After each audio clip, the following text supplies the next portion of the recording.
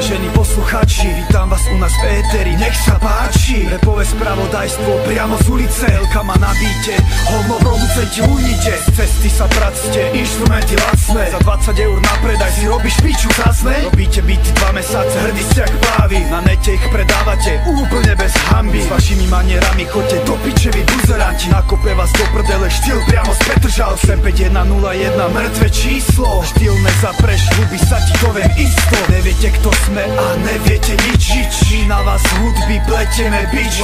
Utekaj kár, utekaj preč, cítiš jak šlaha, cítiš tak bež. Utekaj rýchlo, neobzeraj sa heši, ideme iným smerom, kam ty nevládzeš. Neoddychujeme, nespíme, vás sledujeme, dôkladne materiál svoj pripravujeme. Ideme si svoj štýl, nám sa to tak páči, 85101 to sú hráči. Nevymením kabát, aj keď tlačia udalosti, robiť veci proti srsti, kvôli predajnosti. Ideme si svoj štýl, nám sa to tak páči, 85101 to sú hráči. Nevymením kabát, aj keď tlačia udalosti, robiť veci proti srsti, kvôli predajnosti. Scéna spadla, ktože nám ju postaví? Stálica tu na to jebe a mladí sú nesmelí. Zavoláme Uja Peťa, ten nám bítik uvarí. Matesko vám do neho svoje pičoviny zadelí.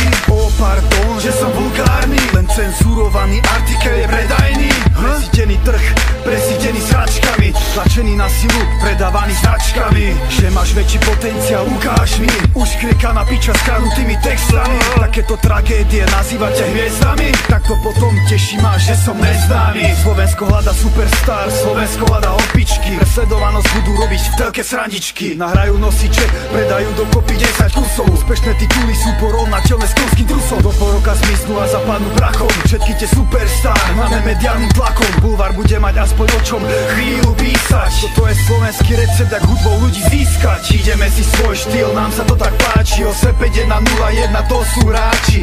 Nevymením kabát, aj keď tlačia udalosti, robiť veci proti srsti, kvôli predajnosti. Ideme si svoj štýl, nám sa to tak páči, 85101 to sú hráči. Nevymením kabát, aj keď tlačia udalosti, robiť veci proti srsti, kvôli predajnosti.